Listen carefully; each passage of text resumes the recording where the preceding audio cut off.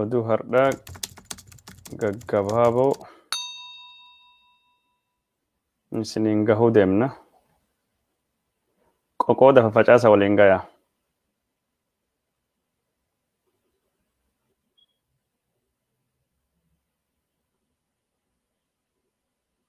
Daqiiqa lamaan duubatti oduu dubbisa. Achiin booda gara OMN dhufa.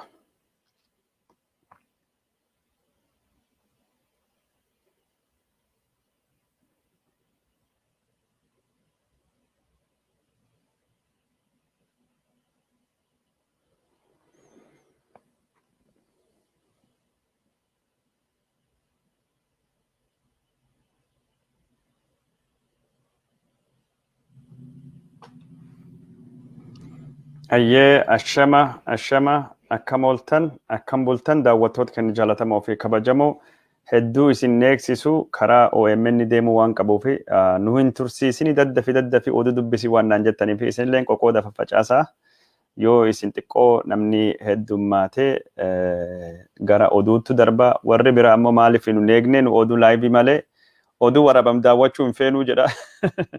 Warri gari manu tursitaa jedhanii warri gari amma madafte nu duratti dubbistaa jedhanii oduu yoo laayivii hin taane nu mirqaansisu daawwachuu oduu laayivii dubbisa komentii nama laalaa irratti yaada kennachaa wal jalaa fufuudhaa yoo haasoof namatti toltii malee oduun dubbifamtee waraabamtee lafateetu nutti hin toltu. Kanaafuu haga nami seenuu eegii achiin boodatti oduu dabarsedee warri yaada kennatutu jira. Warri gari lakki nu hojii qabna daddafne oduu laaluu feena oduulleen dheeressini nullee hin tursini nu hojii qabna jedhanii wani nu hojjennu kun akka hojii ittiin fakkaanne tokkotti warri dubbatanii jiranii akka hundaafuu warri dhuftanii akka namni biraa dhufee sagantaa kan laaluu qoqooda xiqqoo namni guddatee jennaan daqiiqa lamaan duubattu ka oduu dabarsinu taha oduu har'aa jechuun gaggabaabsaa deemna. Maaliif jennaani marii biraa hedduu qaqqabnaa karaa OMN illee dhufuu deemna karaa miidiyaa biraa irratti dhufna boodallee anaa fi caffee raamis dhufnee qeerroon Oromoo akkamiin qabsoo Oromiyaa keessaa finiinsuu qabaa akka jedhu irraa haasa'uu deemna. Yoo haalii mijatammoo falmataa biroo wajjin guyyaa biraa dhufnee ammaan booda wanni jirru Oromiyaa keessatti qabsoon akkamiin finiina. Malee manii murtii akkasitti oolee maalii kan odumaan qof dabarsinaa malee xiinxala gubbaattu akkamiin waan lafirra jechuun xiqqoo lallaafaa dhufe kana humni itti goonee lafirra furguggeessinee gara jijjiiramaa barbaannu Oromiyaa geessuu dandeenyu kan jedhu irrattu xiyyeeffannaa guddaanii hojjannee kan irrattu yaada jechuun irratti kennine kan irrattu jajjabaannee hojjechuu qabna. Warri sagantaa kan gubbaattu hirmaachuu barbaannu akkamiin hirmaanna akkamiin dhufna dubartii abaluu fidaa jirtan naaf fida jettan keessan naquun nama isin fida namni hundinuyyuu akka dhufe yaada kennatuu fi dirreen miidiyaa kana banaadha bilisaadha. Kanaafuu namni asirratti dhufuu fi carraa qabdanii carraa kanatti fayyadamuu barbaaddan ana abaluuti feesbuukiin kiyya kana saati akkasii guyyaa akkasii abaluu wajjin dhufuu barbaada naatola yaada akkasii irratti na dubbisi qeerroo gorsa akkasii kana qaba. Qarree gorsa akkasii qaba Oromiyaa dhaamsa akkasii qaba yoo san jettanii anammoo isin dhiyeessuu fi gammachuu guddaa qaba. Kanaafuu jechuun warri dhiyaachuu barbaadan yookaan warri haasa'uu feetanii akka dhiyaachuu fi isinii ta'uu fi yaada keessan jechuun ka affeerraa gad argadda affeerraa san irratti hundaa'e anammoo ka isin dhiyeessu ta'uu deema. Okay, amma oduu haa jalqabnuuti namni daddabalaa jira.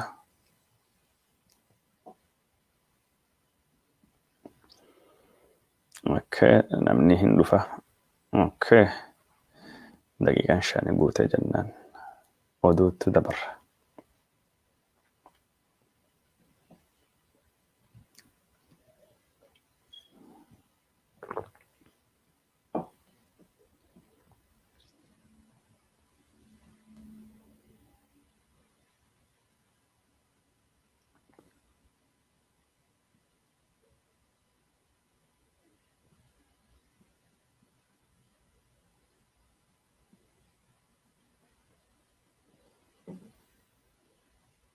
jalqabnuti.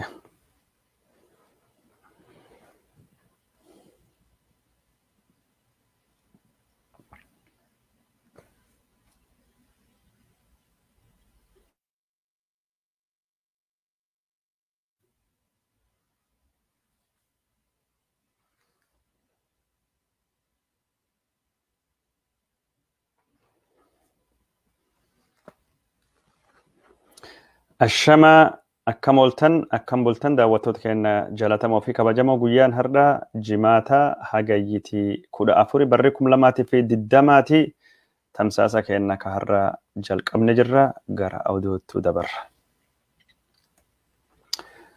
Jawaar Mohammad fi Baqqalaa Garbaa fi hidhamtoonni siyaasaa biroo 14 galmee takka irrattuu himataman akka abukaatoo seera warraan waliin garee godhaman.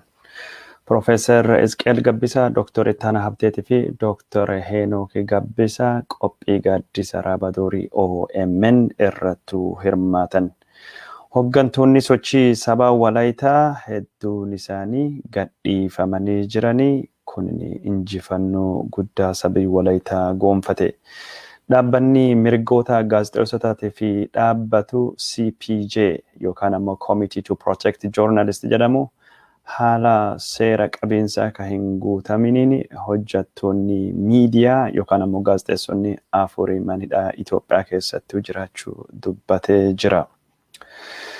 Itoophiyaa keessatti yeroo ammaan tana hoogganaan qeerroo Oromoo obbo Jawaar Mohammad hidhamullee mootummaan kunin hokkara kutaalee biyya adda addaa keessatti dhalate to'achuu hin dandeenye jechuudhaan miidiyaan adda addaa gabaasaa jiran.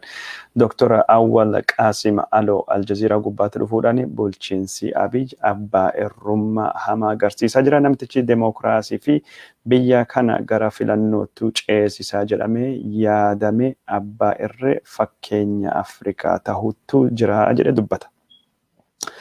Dhaabbanni mirgoota ilmaan namaatiif falmu Amnesty International mootummaan Itoophiyaa ajjeechaa irra akka uf qusatu dhaamsa dabarse yuunivarsiitiin Bulee Horaa sirna gadaa Oromoo sadarkaa barnoota PhD'n bardhufirraa kaasee akka kennu dubbata jira. Kunini hangafoota oduu kaardhaati amma gara bal'inattuu dabarra. Yuunivarsiitiin Bulee Horaa ka Gujii lixaa keessattuu argamu bara barnoota bara dhufu yookaan bara 2013 irraa kaasee barnoota aadaa fi ka sirna gadaa sadarkaa PhD'tiin akka kennutu himama. PhD jechuun digirii sadaffaa fi barnoota kennamu yoo ta'u PhD'n yeroo hedduu qormaata godhuu irratti xiyyeeffata. Yuunivarsiitiin kunini sagantaa kana waggaa 3 durattuu karoorfate. Waggaa 3 duratti Inistituutii Aadaa fi Sirna Gadaa jedhu hundeessuudhaan barnooti kunini akka baran irraa kaasee jalqabu kaariikuleemii yookaan qophii barnootaa gubbaa ture. Yeroo ammaan tana bara 2012 xumurachuudhaan bara 2013 irraa kaasee yuunivarsiitiin Bulee Horaa kunin sirna gadaa Oromoo sadarkaa digirii sadaffaa sadarkaa PhD'tiin akka inni kennamutu himame. Naannoon Gujii lixaatii fi Gujii bahaa godinaaleen kun lamaanii fi akkasumas godinni Booranaa bakka sirni gadaa hagammattu odoo gargari hin cinne waggoota dhibbaa hedduu fi hojii irra oolaa jiru. Yuunivarsiitiin kunini sadarkaa PhD'tiin barnoota sirni gadaa kana kennuu murteessuun isaa waan akka malee jajjabeeffamuu qabu jechuudhaan yaade namni hedduu miidiyaa hawaasummaa irrattuu kennamaa jira. Oduu oolmayaa mana murtiitiin obbo Jawaar Mohammad, obbo Baqqalaa Garbaa, Hamza Booranaa fi hidhamtoota siyaasaa 14 galmee kan jalattu himataman abukaatowwan isaanii wajjin akka waliin garre mani hidhaa dhowwaa jira.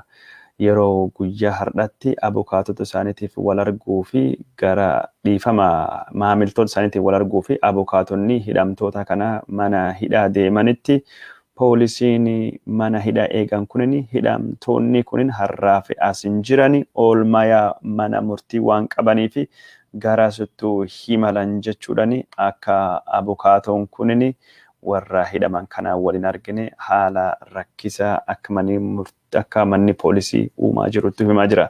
Haa ta'uuti malee Jawaar Mohammadiitii fi hidhamtoonni 14 kabiraa kunin har'atti baallama mana murtii tokkollee hin qabane.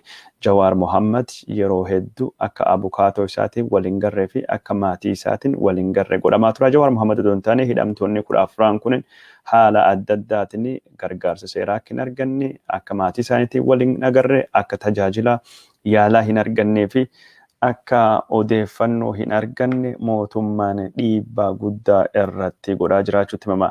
Torbaanuma kan keessatti abbaan seeraa dhimma Jawaar Mohammadiitii fi hidhamtoota siyaasaa 14 laaluu kunini waan loogii agarsiisaa jiruu fi bilisaan dubbii keenya laaluu waan hin dandeenyeef nurraa jijjiirame abbaan seeraa bira nu haa ramadamu jedhanii mormii akka isaan kaasanitti ture. Haa ta'uutii malee manni murtii dhaddachi federaalii kaagulanta tokkoffaa dameen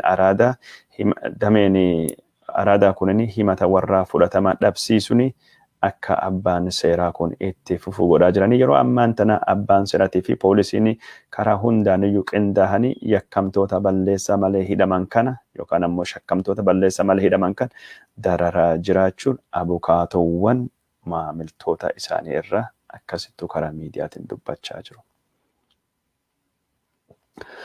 Oduu gara biraatiin Walaytaa zoonii Walaytaa keessatti kan dhohe mormiin uummata Walaytaa hoggantoota godina kana bulchanii hunda gadhiisisuutti dubbatama. Warri godina Walaytaa kana bulchan namni 28 oli zoonii irra sadarkaa naannootti gurmaahuu qabnaa jedhanii marii isaanii geggeeffachaa turanii torbaan darbe sanbata xiqqaa mootummaan kan hidhe. Saniintu aanseti mormiin Walaytaa guututtuu kan dhohe. Kalee ammoo hoggantoota kana hundayyuu mootummaan wabiin gadhiisee jira. Kanaan walittu qabatee paartii falmitoota hoggantoota hidhellee mootummaan har'a gadhiisee jira. Hoggantoonni sochii sabaa Walaytaa ka gadhiifaman kunin ka bakka adda addaa Walaytaa zoonii Walaytaatii fi zoonii Walaytaa alattuu hidhaman hundayyuu mootummaan wabiidhaan haal duree tokko malee gadhiisee jira. San keessaa fi koree hojii raawwachiisuu fi hoggana dhimma gurmaa'insa Walaytaa paartii sochii saba Walaytaa kan ta'e obbo Goobazee Abarraatis mirga wabiitiin gadhiifamu itti gaafatamaan hariiroo hawaasummaa paartii kana obbo Andu'aalem Taaddasee Bolteenaa nutti himanii jiran. Obbo Andu'aalem Bolteenaa ummati Walaytaa hoggantoonni isaa akka manidhaa irraa hiikamuu fi akkasumas dubbiin Walaytaa dhageettii addunyaa akka argataniif miidiyaan gootan ka Oromootii fi sabaa fi sablammiin ummata Walaytaa wajjin dhaabbattan galata guddaa nurraa qabdanii nulleen gaafa keessanii isin wajjin dhaabbanna jechuudhani warra hirmaannaa godhan galateeffatee jira. Oduu karaa biraatiin ammoo mootummaan Itoophiyaa sochii humnaa irra akka qusachuu qabu dhaabbiin mirgoota ilmaan namaatii fi qabsaa'uu Amnesty International dubbate. Amnesty International bakka adda addaa keessatti mootummaan Itoophiyaa yeroo ammaan tana humni hin barbaachisne humna guddaa fudhachuun lubbuu fi qabeenyi namaa irratti gaaga'ama guddaa dhaqqabsaa jira. Ummati tokkini ofiin of bulcha, ummanni tokkini hiriira bahu, ummanni tokkini mootummaa balaaleffachuu fi du'uu hin qabu yookaan ammoo ummanni tokko karaa deemu bakka hiriiratti waan argameef rasaasanii qoma morma yookaan ammoo adda irra rukutame ijjeefamuun kun yakka hoggantoota mootummaa Itoophiyaa ni gaafachiisa jira. Amnesty International mootummaan Itoophiyaa mirga hiriira bahu, mirga gurmaahu ka heerisa keessattuu beekamtii kennee fi kabajuu qaba. Namni tokko hiriira bahu yookaan ammoo bakka hiriiratti argamuun yakka nama ijjeesisu miti. Mootummaan tarkaanfii humna kan irraa fudhachuu qaba. Tarkaanfiin humna mootummaan Itoophiyaa godina Walaytaatti fudhate nama 16 fayyaaleeyyii ijjeesee jira jechuudhani. Mootummaan Itoophiyaa tarkaanfii humna kanarra daddaffiin akka dhaabbatu gaafate jira. Amnesty International yeroo ammaa kana warra 16 Walaytaa ijjeefaman keessa daa'imii waggaa 14 magaalaa Bodditti keessatti ijjeefamee fi kubbaa taphataan garee Walaytaa Diichaa ka Premier League Itoophiyaa kanaan durattuu mo'achuudhaan beekamu Geetahuun Ashannaa fi waanalleen akka ijjeefame dubbatee jira. Amnesty International dubartii Walaytaa ka hiriira iyyuurra waan takka hin beekne dubartiin dhukkuba sammuu qabdus rasaasaan rukutamte akka ijjeefamte dubbachuudhaan mootummaan Itoophiyaa yeroo ammaan kana tarkaanfii humna ka fudhatu kanirra akka of qusachuu qabu dubbatanii jiranii. mootummaan kan inni waan kana godhee fi yeroo ammaan tanatti hooggantoonni walaayita dhukkuba koovidii wayitaa ittisuuf jedhamutti walitti dhufanii koovidii nama ejjeessa ta'u faffacaasan jedhee haa dubbatu malee tarkaanfiin waraanii isaa fudhatu ka koovidii caalaa nama ejjeessaa jiru ta'uudhaan dubbachuudhaan mootummaan haala ammaan tanatti nama rasaasan rukutee ejjeessa ka walaayitaa 16 kan mirkaneeffanne jedhuun alatti namni du'aa fi jireenya jidduu jiru 18 madaa'uudhaan hospitaala kiristaanaa magaalaa walaayitaa Sooddootti argamu keessatti tajaajila yaalii cimaa argachaa akka jiranii maddi oduu Amnesty International waabeeffachuudhaan maddeen oduu adda addaa gabaasaa jiran.